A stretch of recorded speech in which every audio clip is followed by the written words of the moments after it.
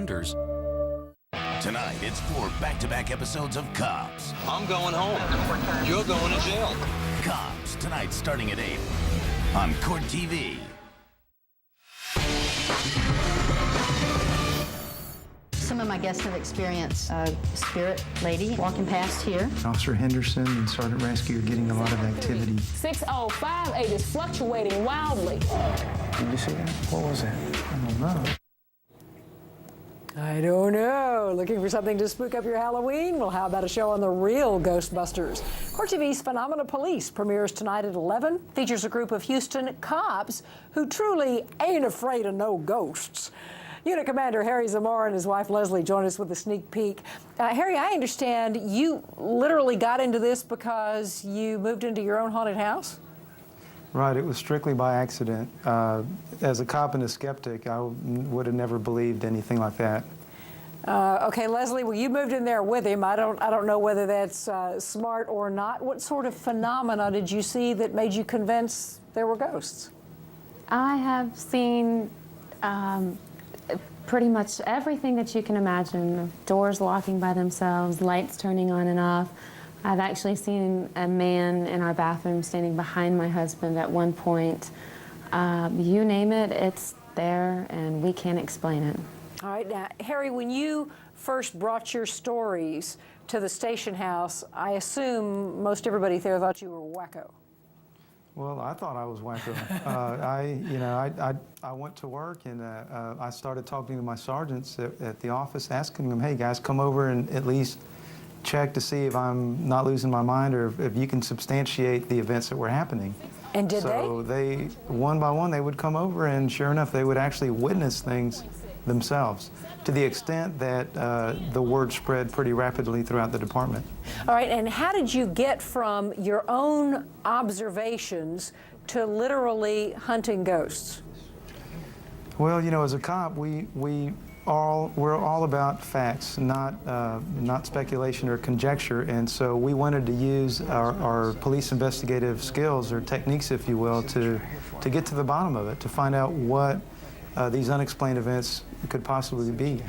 All right, well, you've got all sorts of equipment and stuff. I want to get a couple of sound bites so people get more of a flavor of the show. Let's take a listen. I just came from the basement, and Officer Henderson and Sergeant Rasky are getting a lot of activity. 1.7. Leslie Henderson is using the EMF reader, and it's fluctuating rapidly. Sergeant Rasky's taking digital photos, and he's getting a high number of orbs.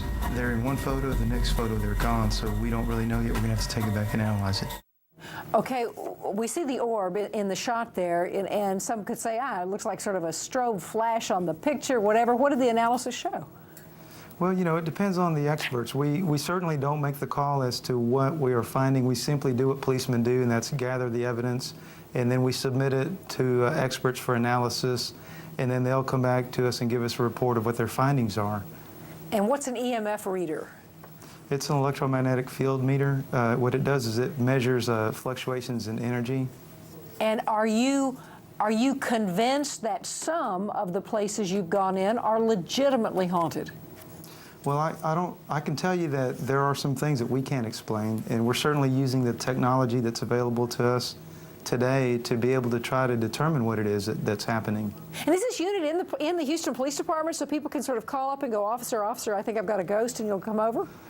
Well, you know, no, this is some what we do on our off-duty time, but we certainly have received calls like that before as policemen during the course of our duties. We actually do get calls like that sometimes.